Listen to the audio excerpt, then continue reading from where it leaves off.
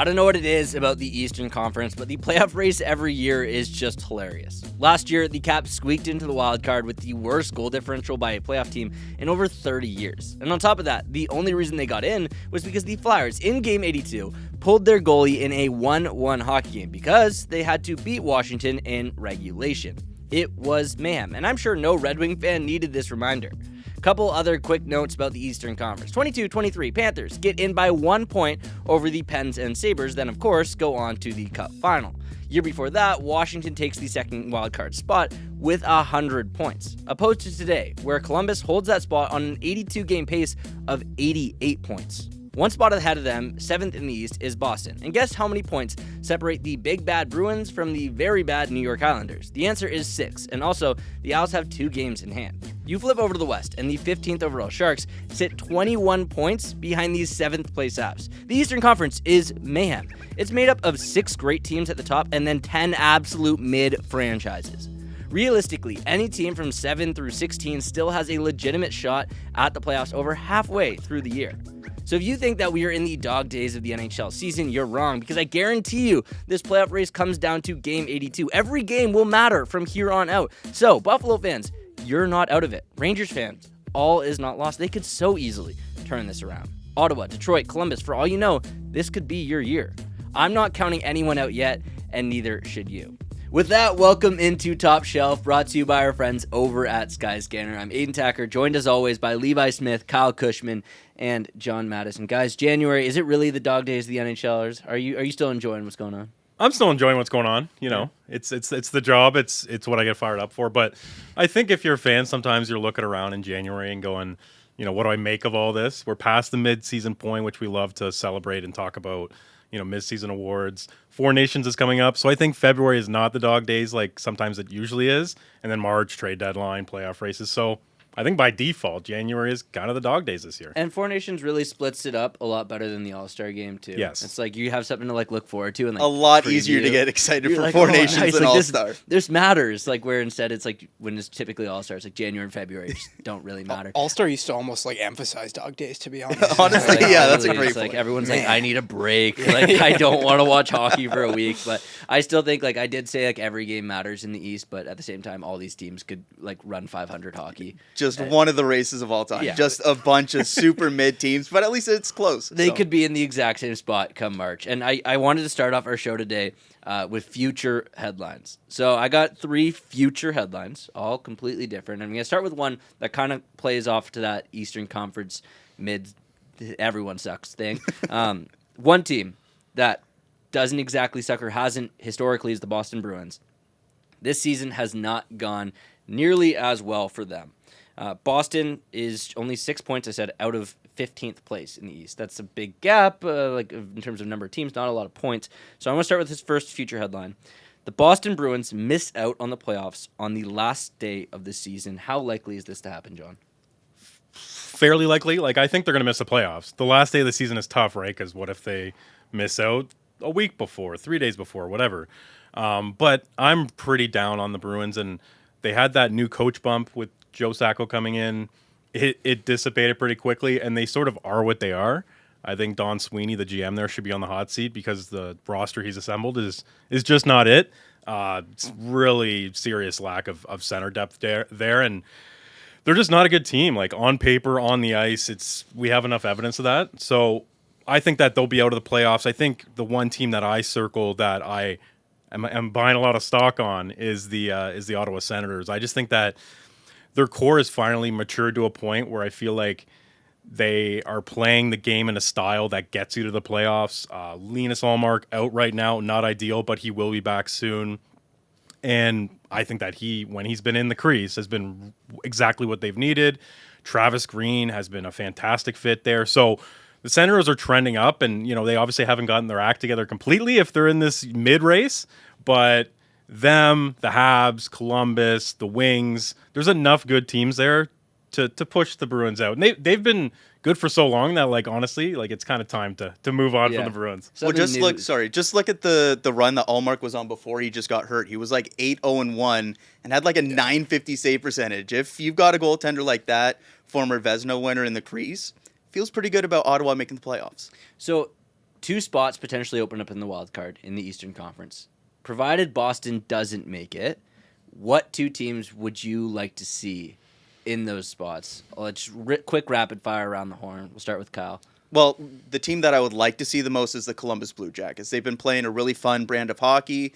Obviously, everything that organization has gone through over the summer and even over the past couple of years, it would be a great kind of feel-good story to see them make the playoffs and get in and have a positive storyline.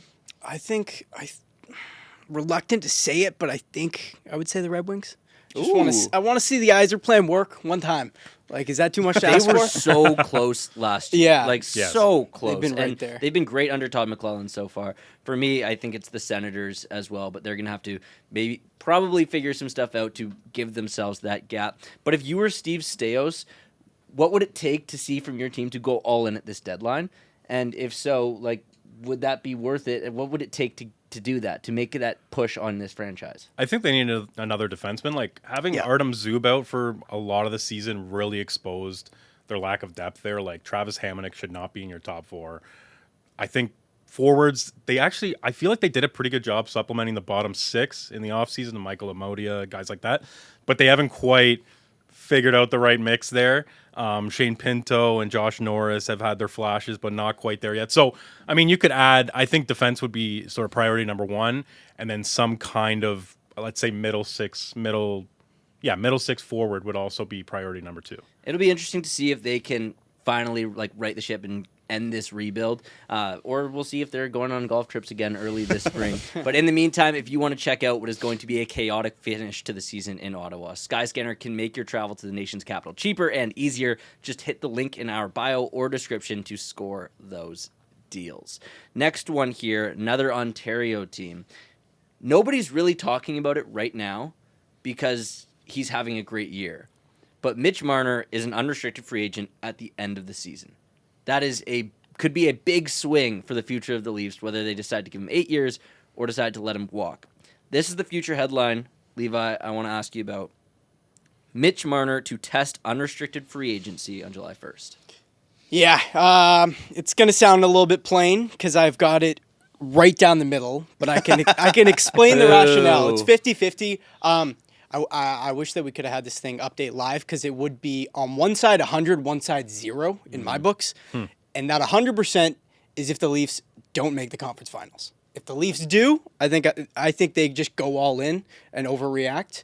But I think his entire rest of his career, if he's going to be on the Leafs, this is the season where it's kind of make or break because he's having an unreal year, especially with Austin Matthews being out right now. He's stepped up in a great way, 5th in the league in points, 2nd in assists, doing everything that you want him to do. Look at the last postseason, though. It was his worst postseason performance ever. 3 points, 7 games. Everyone was kind of calling for his head last summer, saying they should trade him. Now he's doing this year. I think it solely comes down to where this Leafs team finishes the year. At the end of the postseason. So if they flame out as they normally do, I think they are ready to move on from the core 4. They're going to let him walk. I don't even think I think he will, but I think they'll almost encourage him to go test it because they're like, listen, dude, we can't keep doing this. But yeah, if they make that push and finally get to the conference finals, maybe get to the cup, I think it flips all the way back. And all of a sudden Leafs management, it's like, all right, we figured it out finally after 8 years and this same group being together for so long. We got to keep them together again. Okay, I'll ask you now, Kyle, then. Let's say they make the conference finals, and Mitch Marner is over a point per game in the playoffs, but they lose in the conference finals, and then it gets to that contract negotiations, and he says, I want 8 years, $14.5 million. Do you put that paper on the table? It's that's 8 years, that's the rest of his career, locked up at a number that's really high, but will get leapt pretty quickly by McDavid and probably Kaprizov and all these guys, but it's big money. Do you give him that contract? Can I defer some money? Can we do some Otani, Frank Petrano stuff? No. 8 years, $14.5 million. That's it right there. That's a rich ticket. Yeah. That'd be a tough one to swallow for me. But I think, John, overall, I think I'm a lot closer to 0% here. I don't really see a realistic scenario where both Mitch Marner and the Leafs kind of look at their situations and they're like, it makes sense for us to split up, where the Leafs aren't going to get better with $11 million of cap space, but no Mitch Marner. And Mitch Marner, does he really want to leave Toronto, where he grew up and has lived the past decade or whatever as a Toronto Maple Leaf? So that scenario would be great because the Leafs are going to the conference final, and that would make a lot of people, myself included, quite happy as a Leafs fan here. But man, that's a tough ticket to swallow, especially after signing William Nylander at kind of the richer end of his kind of surge last season, and then maybe leaving it to this playoffs and seeing what Mitch Marner is. I think at the end of the day, you kind of have to bite the bullet and just do it, because like Craig Berube is using him as not just the most important forward on the roster in terms of usage, the most important player. He's playing more than every other defenseman per game this season. He's one of the, and I think still the only forward in the NHL leading his team in average time on ice this season. So when you look at how Berube has used him, you look at all those factors, I think you kind of have to give him that blank check type scenario, and that's scary. I don't like it, but you kind of have to do it. It reminds me of the Johnny Gaudreau situation his last 2 years in Calgary, where with 1 year left on his deal, they go into that summer with a really disappointing season, and Brad Treliving and Johnny Gaudreau can't find a deal because Johnny's like, I want like $9.5 million. Brad's like, you did not have a good year. We didn't have a good year as a team, so they don't give him the long-term deal. Next year, he goes off 115 points, gets like heart consideration. They make the playoffs, second round. Best line in hockey. And then all of a sudden, it's a little bit more expensive, and he decides he wants to go somewhere else.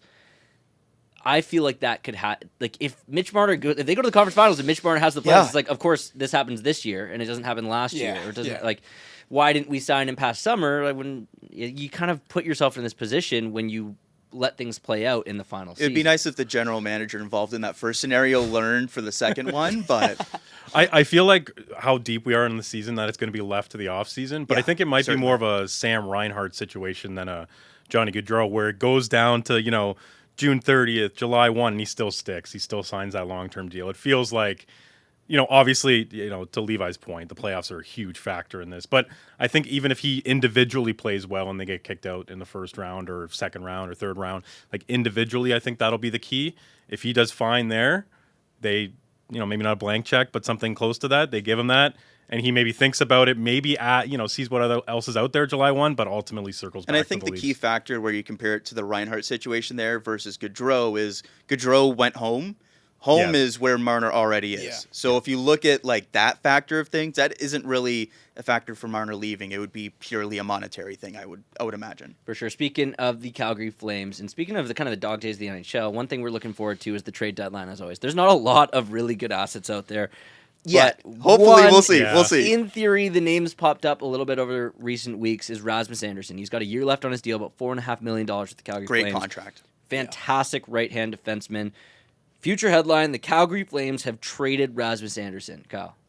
I think it's pretty unlikely this season just based on where the Flames are at. If they were where I think a lot of people expected them early this season, I think Rasmus Andersson's number one on a lot of trade bait boards, but I've got him at like the 25-30% likelihood to be traded. I think it would take the Flames falling off like a decent amount in these next few weeks for him to really be a likelihood to be traded. I think they would get an absolute haul for him. He's a top pairing right-handed defenseman, signed at $4.5 million. If you can get him with retention, that is a crazy good deal that you're getting for 2 years there. You could get a lot of assets for Rasmus Andersson to have him for 2 playoff runs. So should the Flames trade him? Probably yes at this point, because you're going to maximize the value you get back for him. But as we're talking right now, they're currently in a wild card spot. And it's a team in the Flames that have had a couple of mid-seasons and not exactly a lot of excitement right now. So if you have a kind of underdog team with Dustin Wolf having like a great season and being a great story, and you trade another defenseman after trading so many kind of impactful players over these past couple of years, I think that'd be a tough pill for the fan base to swallow as well. So I think they would have to fall out of the playoff picture by a decent amount for Rasmus Andersson to realistically be traded, unless they get a huge offer. Well, let's say they do. Let's say they get into a spot where they need to. I want to play the who says no game again and talk about what is Rasmus Andersson worth. Last year, they traded a right-hand defenseman to Dallas. I found another package proposal with Dallas, this time for Rasmus Andersson. Levi, I'll put this one up to you. This is a haul. Logan Stankoven. That's a big trade. And a 2027 first-round pick for Rasmus Andersson with retention, Who says no? Well, I'm glad Kyle set the stage for me here, because that's the point I wanted to harp on is, does Calgary, what do they think of where they're at right now is the biggest thing for me here. Because like we said, we entered the season, Calgary will maybe be close to a lottery team. They just don't have the pieces, yada, yada, yada. Second in the wild card, and it's felt like they've been hanging on to that spot for like the last 2 months. Like they are just still scratching and clawing. So I think it's an interesting situation. I think Calgary probably should say yes, but I think they would be the ones saying no. It's a lot to give up for Dallas as well, but I think that Rasmus Andersson isn't one of those guys where you're looking at him and you're like, oh, down the road he could be this and that. Like everyone knows what Rasmus Andersson is. He's very good. So I think that actually Dallas would be a little bit more on the yes side. But yeah, if Calgary in their position they are at right now, I don't think that they would do this trade, which is crazy to say. But you just look at Rasmus Andersson, like he'll probably be like, it's a weird spot because he could either be moved this year or like 2 years times. I mean, you're the Flames fan. He'll probably be that, or he could just be the captain. Like the way that he is in that organization, it's like you don't normally see that. I guess you look at like a Jacob Trouba or something where they just ship their captain off. But it's a very interesting dilemma to be in. But yeah, I think they should say yes. The Flames should. I don't think that they would. I also think on the Star side, like if you maybe put in, I don't know, Maverick Bourque or something instead of Stankoven, because I think that's the big piece there that I'm looking at. I think they would be like, yes, please, can we do this? Mm-hmm. Stankoven's tough because he's been there for a year or two now, and he's a real roster guy. He's producing, I think he's 20 points, 40 games or something like that. But this is a very interesting one because I think there's a world where, this trade happens and we see this trade go down. But I think right now both teams definitely hesitant to say yes. I think the Stars say no every day of the week. Like really? I think Really? Stankoven is like an essential part of their core. He's locked up right now on low money. I think like if they're continuing to move on this trajectory where they're basically not rebuilding or retooling, they're just drafting, developing, throwing guys in the mix and figuring out from there. Like he's such a key piece of that turning over the leaf. If it's just Bischel and a first rounder, I think this makes a ton of sense for Dallas. Or if it's like Bischel, first rounder, and I don't know, another high pick, a second rounder, I think Dallas does that. But I think Stankoven is the guy. I don't know if he's like untouchable, but I don't think he does it. I don't think Andersson does it as far as including Stankoven. I don't think it meets that bar because I think they think the world of him. I think that's fair. And I think Stankoven he's one of the most prized young players, I think, in the NHL right now. And for Dallas to move out on him, I think they have so many other assets they could offer that they would be very hesitant to go. You also got to get the Flames to say yes, though. Yeah, that is true. I would say Dallas is pretty conservative. Like they're pretty patient, and I feel like this would go against their MO. Patient, but you haven't won anything. No, it's true. It's fair. That's what I was going to say. They desperately need a defenseman. Yes, their right side is terrible. I don't know. The Matt Dumba signing is confounding from last summer. He's playing like 15 minutes. He has no production. They need somebody, and I think they need somebody that's also like signed. Like the Chris Tanev thing was great; he was awesome for them, and then he walked. If you can get Rasmus Andersson for $2 million for 2 playoff runs, that legitimately moves the needle in terms of winning a Stanley Cup, which is ultimately the goal. So for me, I think that's a yes on both sides. I think that's a done deal because you're giving up a future first-round pick. Stankoven's great, but he's also like a kind of top 9 forward, which is relatively replaceable right now for a Stars team that has a couple players in the organization that are young as well. It's not like he's their only guy. And Bischel is an intriguing guy, but he's another lefty when you've got Harley and you got Heiskanen in there who you prefer to play on the left, and Esa Lindell there as well.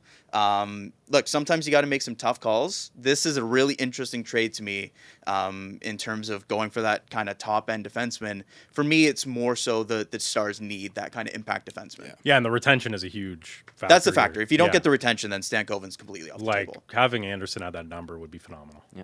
Hitting the road to watch your favorite team is a whole lot easier with Skyscanner. If Calgary's next on your bucket list, just hit the link in our bio or description to get yourself the best deals out there. One more trade. I talked about how the trade deadline isn't looking too hot.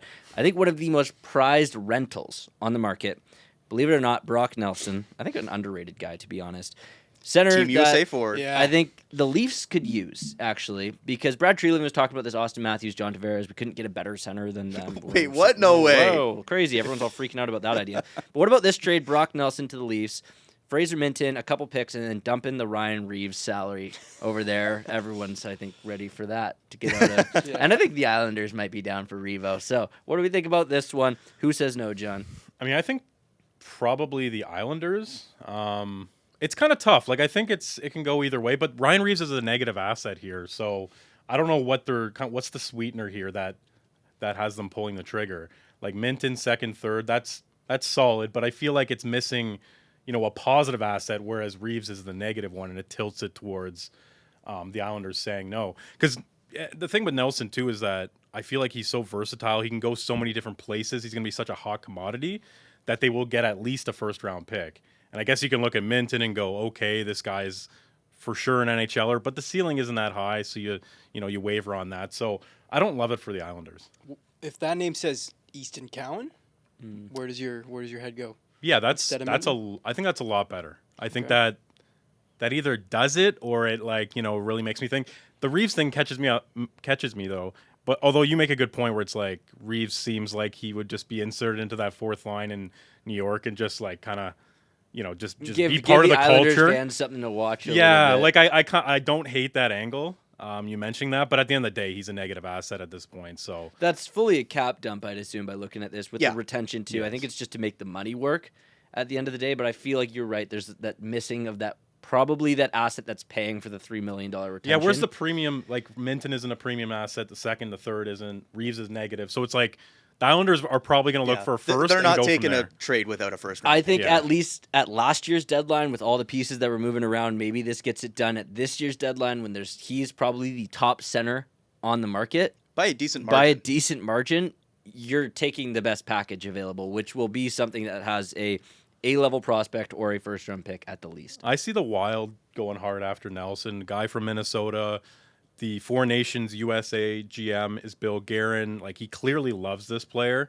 And from like a long-term perspective, if Nelson is sort of like wink, wink, nudge, nudge, I'll re-sign with you. Well, guess what? Minnesota has a ton of cap space opening up in the summer because Parise and Suter, those buyouts, the penalties are going from like 15 million this year to like two. Like, it's wild. So their whole it's wild in Minnesota. There you go. Again, a second episode in a row.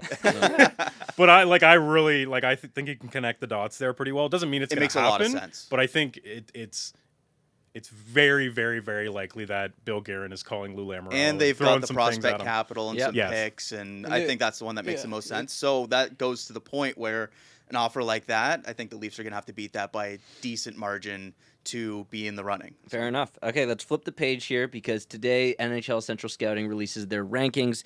Kyle, I know you're all over this, and you've got your own personal ideas that may be different than theirs. I'm going to put you on the hot seat, though. We're running short on time. You got about 60 seconds here. Give me your top 5 midseason draft rankings.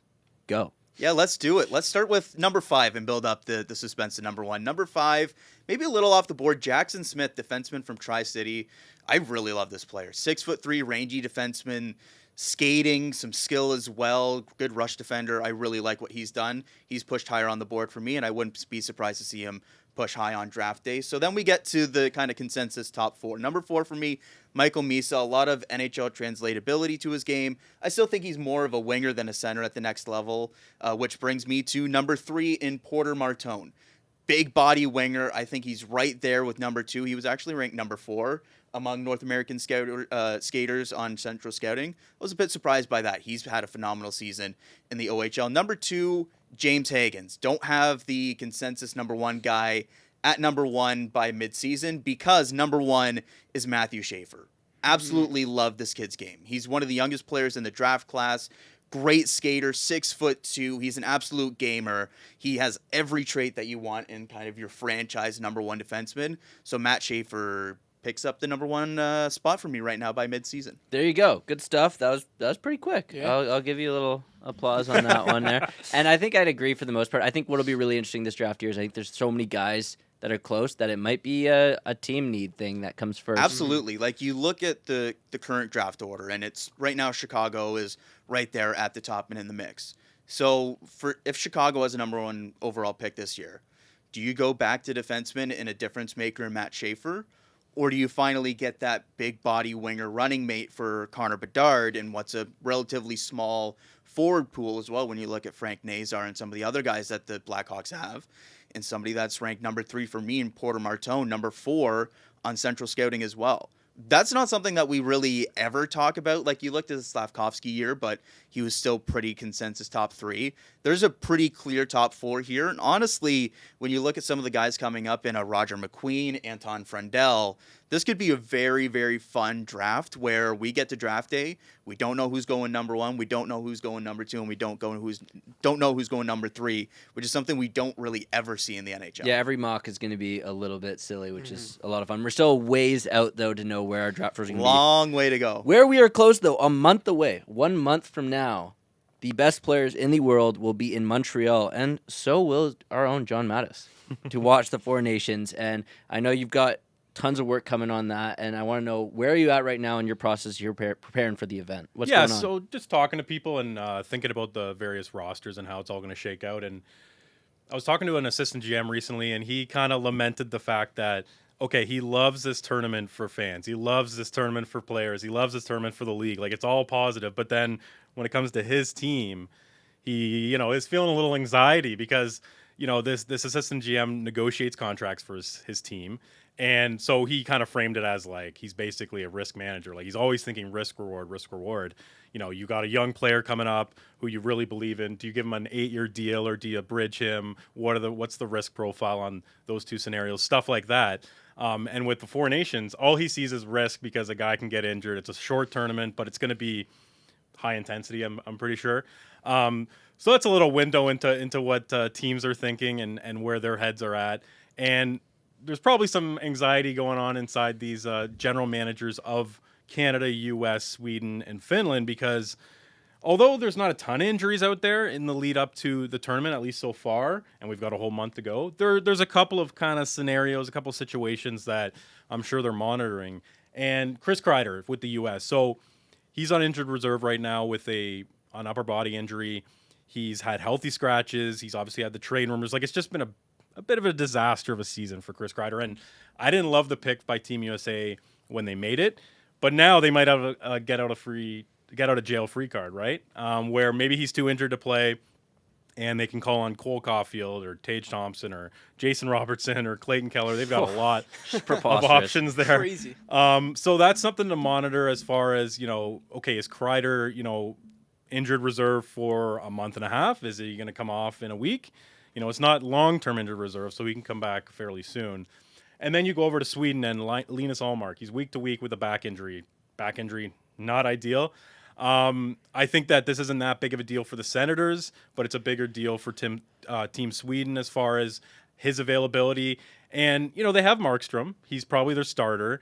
But I feel like having Ullmark there with Gustafsson feels like a really strong 2-3 in terms of, okay, if Markstrom goes down, they've got really good options. But you take Ullmark out of there, I feel like having just Gustafsson and whoever fills in there, Kevin Lankinen, it really hurts the depth of Sweden. So, again, short tournament, who knows, maybe Markstrom plays every game and everything's fine. But we do have to factor in there may be injuries in the right before the tournament, during the tournament, and who's number 2. Gustafsson, fantastic year, but he's certainly not an Ullmark in terms of track record. So that's something to keep an eye on. Jani Hakanpää with Finland. So, Not a shocking pick when they originally selected him, but he hadn't played much this season. I mean, he's only up to 2 NHL games, 2 AHL games. He's been injured for the Leafs basically all year. He's skating with the team right now, but there's no timeline for him to return.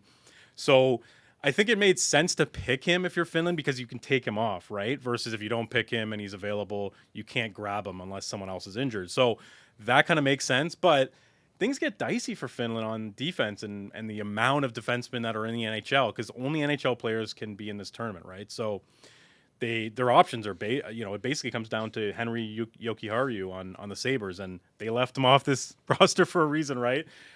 So slim pickings for Finland, and who knows, maybe they take Jokiharju and he never plays a game. He's the 7th defenseman, whatever. But Hakanpää is a real question mark. And then we go to Drew Doughty. So he wasn't picked on for Team Canada. So this is more of like a curiosity, I suppose, in terms of talking about him in this space. But the thing with Doughty is that he would have been on the team if he was healthy. He hasn't played all year. He suffered an injury during training camp, but he's on his way back. So if there is an injury to someone on the back end with Canada, I would be shocked if Doughty isn't at the top of the list, assuming he gets back into the Kings lineup, looks at least partially himself, because he would be a great addition to Canada. So he's a bit of a different one where, like, he's not on the team right now, but I feel like, you know, if you're an NHL fan and you're getting geared up for Four Nations, keep an eye on his development, his trajectory here, and if there any Canadians fall off the map here. So if February 1st rolls around and Drew Doughty's back in the lineup for the Kings and Canada suffers an injury on the back end, you think they go Drew Doughty over an Evan Bouchard? I think so. I think Or think Dougie Hamilton. like coming into the season, like Drew Doughty at his full freight, at his full health, like he was into that top four, and I think it was almost like a guarantee. And you know, based on this guy's track record, he's his 16th season, like he's a gamer. He's a guy who gets up for international competition. I think it would just come down to, do they trust that he's like healthy enough to go close to 100%? Like, let's say he's at 70%. It's like, okay, maybe we got to discuss how he's looking. But if he's at like 90%, I think he's on the team. And I think he's not probably coming back at 70%. I mean, he's probably not going to be 100% all year anyway. Kings don't need him at 70%. No. They can let him take his time coming back. And the other interesting thing when it comes to injuries here, I think we always think of like the big injuries keeping people out. But as we get closer and closer to the tournament, if you're like a 2-week absence and you get hurt on like February 8th, you're out for the tournament. Yep. So it's a very interesting thing where these injury things are going to start popping up, where these like day-to-day injuries could keep somebody out of a tournament like this if it happens at the wrong time. Yeah, and even Austin Matthews, I didn't mention him in my little monologue, but because he's looked fantastic since he returned from his latest setback, but he's been touch and go all year. So like, if like February 10th rolls around and he's missing a game for the Leafs, I don't know if he can justify playing for the Americans, even though I'm sure he'll be pushing to play, but there's got to be some sort of agreement between the team and the player, because the Leafs are trying to how win the cup here. disastrous it would be if you send Matthews to the Four Nations and he gets hurt. Yeah. And or you take Why Miles would you off. put that out well, there? I'm just saying in general, like it's everyone. Oh, no, sorry. boy. I'm sorry. Another guy to keep an eye on in terms of like usage and wear and tear. Connor Hellebuyck is on pace for I think 64 starts, and that's without Four Nations. So he's a starter for the Americans. I think that's pretty obvious. Well, does he play? Do they make it to the finals and he plays all 4 games? I mean, then we're up to 68 starts on the season before the playoffs. And what's been the problem in the playoffs when the Jets have been there? Not necessarily it's all on Connor Hellebuyck, but like the wear and tear has come into play. There's a decent amount on Connor Hellebuyck. So I would that's something say, else. I think best case scenario, we don't run into any issues with injuries at the Four Nations, obviously. of course, yeah. Not even just for like this season, but just for future tournaments to not discourage the NHL from doing this again. Like if somebody gets really badly hurt at the Four Nations, will they rethink the Olympics? Is this year? Going back to the last Olympics, John Tavares got hurt. Yes.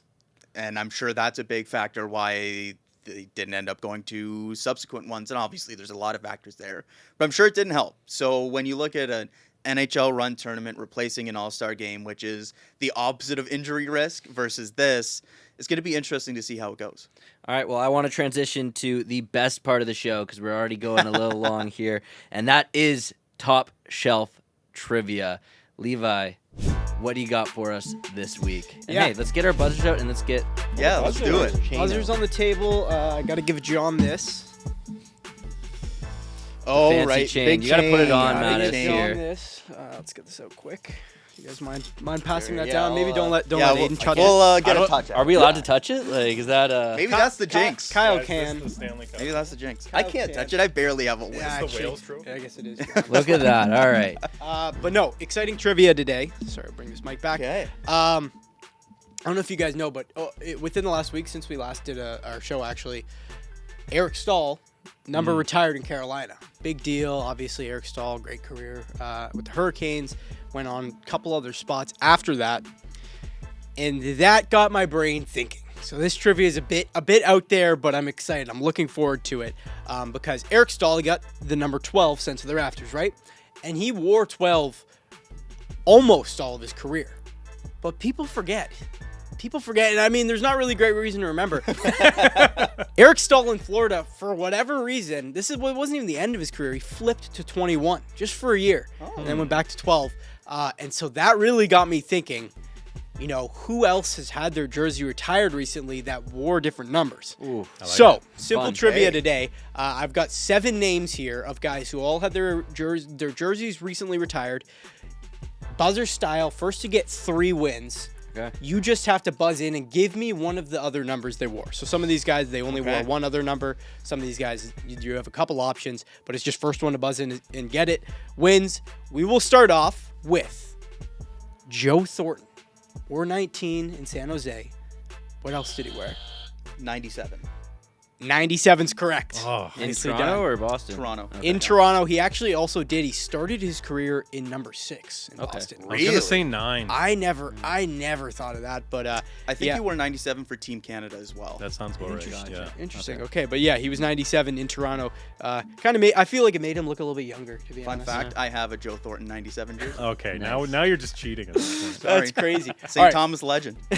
one for Kyle. On to the next player, Ryan Miller. He had 30 retired in Buffalo, but he wore another number somewhere else. 31.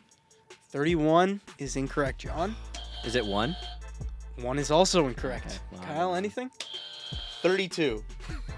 32 is also incorrect. Ryan Miller. Can I come back in? No, I feel there's like no okay. way. Yeah, you we can- can't give you can't you just that. keep Just guessing keep going up numbers. the ladder. Yeah, I'll cap it there. No points on Ryan Miller here. Well, I'll hear what you had to say. I was just going to say something crazy like 50. Oh, okay, no, it wasn't that either. 33? 39. 30, Oh, okay. We okay. should have got that. During his Yeah. stop in St. Louis, 39. For some reason, Goalie St. numbers, Louis. man. It's Okay. that's a hard It's all one. over Somewhere in the the place. 30s. Yeah. Still one for Kyle here. On to the next player. I think this should be a quick answer. What other numbers did Jerome McGill 88. wear? Oh. Yeah. Gabrick wouldn't let him have 12. Fair enough.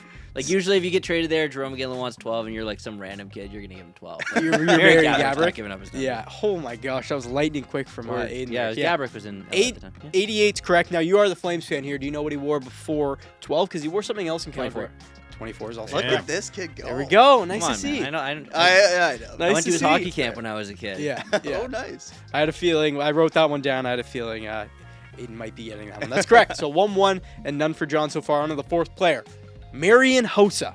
He wore 81 in Chicago. 18. 18's Let's correct. go. Good John. show. All right, so that's 18's ones all correct. around right now. Yeah, 1-1-1. Nicely done. 18's correct. Yeah, in Ottawa, Atlanta, Pittsburgh, and then he went Chicago. Oh. Red Wings Chicago. Donned the number 81. Had it up in the rafters not too long ago. So good for him. 1-1-1. Fifth player, Vinny LeCavalier. Oh. Oh, 4 was what I was going to guess. Uh-oh. I'm going to go 10. 10 is incorrect. Same. Okay. 44. 44 is correct. Ah. That's correct. Is that Flyers? what you had, Aidan? No. 44 in LA. He actually Oh. LeCavalier, most different numbers on this list, who still has a number retired. He started in Tampa with 8, Oh. which I don't know if Really? anyone remembers that. random. It's And an then odd switch too. yeah, Flyers 40, and then he got to the Kings and threw on 40. 44. What's with these guys going to LA and they have to wear something Yeah. weird, because 44 at LA makes LA, no come sense. on. But that's 2 for Kyle, so he's 1 away from the win here. We have 2 players remaining. Next up, what other numbers did Chris Pronger wear? He had Doesn't even know it. Does he know it? 10. 10, John, is incorrect. 6. 6 is incorrect as well. That was a good guess. I'm going to do the reverse of what I just guessed and say number 4.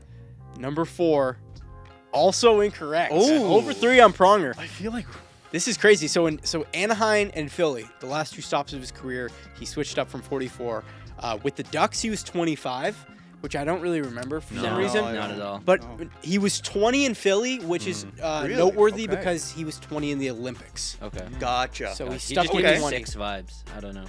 Oh, yeah. Defenseman. Pronger 20 to 25. All right. I didn't know if we were going to get to the last one here, but we are getting the last one here. Mike Modano, either you guys can either tie Kyle or Kyle can win. John, no. Sorry, I'm a Go little, for it. Go for little it. crazy with this. Okay, I'm thinking it's either 81 or 91 or 96. Those are a few I'm options. gonna go 91. Unfortunately, John, Man, I suck. all 3 of those options were wrong. Oh. Oh, thank you, because I was just gonna steal one of his guesses. But I'll go 19. 19 is also incorrect. So that's All right, a Kyle Kyle's got the win. dub. I got okay. Is it 90 with the Red Wings? What a way to end, Kyle. That 90 was- with the Red Let's Wings go. is correct. I'll take that. Last player on the list. He switched up the end Gotta of his end career. with a win. That's Get the a man his great. chain. That's a great finale. Shame. there. Short-lived. You got to pass it back on. Is that how we do this? Are we think passing it We'll along? do it live. Yeah, I guess we I can think do it it's a live. live- Here we the go. live And passing Kyle the did torch say, here. for all the viewers, There we go. He be did on the say- lookout next week because he said if he gets his chain, he might just wear it for the entire episode. I did say that. I did So say we that. will. It goes with the fit. We so will tune there in you go. next week. But yeah, it was a fun trivia. This thing's Nicely heavy. done, Kyle. That was Yeah, well that's done. good win. stuff. I am, Alright, I I'll am take it. really falling behind on this trivia counter right here. But you know what? That's okay. Get a solid show Because today. we got a lot of shows left to come this year, so I got a lot of time to make up ground on Top Shelf trivia. That's all the time that we do have for this week for Levi Smith, Kyle Cushman, John Matisz, and myself, and all our friends over at Skyscanner. We will see you next time.